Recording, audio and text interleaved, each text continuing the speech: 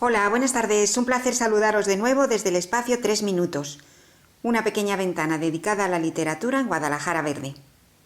Espero que hayáis pasado un magnífico verano y os doy la bienvenida al otoño. Aurora Rodríguez Carballeira lleva 20 años internada en el manicomio de mujeres de Cienpozuelos. Se ha quedado ciega y le pide a su enfermera que le describa cómo está el jardín que ella misma plantó cuando aún podía ver. No, hoy no quiero que leas. Hace tanto tiempo que no venía al jardín que prefiero que me digas lo que ves. Cuéntamelo. Ella dejó el libro cerrado sobre la mesa, miró a su alrededor y empezó a hablar. Lo que tenemos enfrente es el junípero. Es una mancha verde muy grande. Tiene usted que verla y ha tenido que pasar a su lado al bajar la escalera.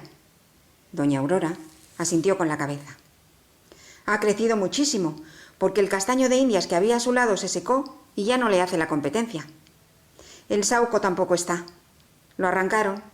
Claro, como dejó de bajar usted, que era la única que lo defendía. Nunca hay que arrancar las plantas, y menos por una superstición.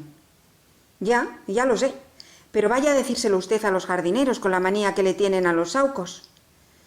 A cambio plantaron una hilera de 5 cipreses que ya están altísimos. Si mira usted a su derecha los verá. ¿Se da cuenta? Doña Aurora volvió a asentir, toda su atención concentrada en la voz de María. Tiene que verlos, como 5 rayas verdes muy derechas. Pues un poco más atrás sigue estando la rosaleda. No se puede imaginar cómo ha crecido aquel rosal de pitiminí que plantó usted. Hay que podarlo todo el tiempo, porque ocupa un arco entero, pero si lo dejáramos, se comería a todos los demás. Es precioso, con esa cantidad de flores rosas, muy claras, pero no se cansa de crecer.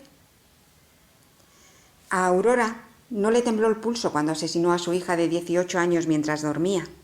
Sin embargo, es capaz de emocionarse imaginando su jardín, de deshacerse en dulzuras cuando ve un gato y de ejecutar maravillosas melodías en su piano durante horas.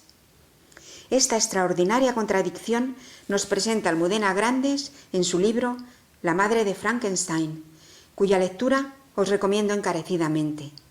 Se lo debemos a todas esas mujeres a las que robaron su libertad. Me despido con este pequeño poema de Estrella Ortiz, de su libro Sueños navegables. Otoño, dejarse caer en el abrazo de la tierra, volar horizontemente. Muchísimas gracias por escucharnos y hasta la semana que viene.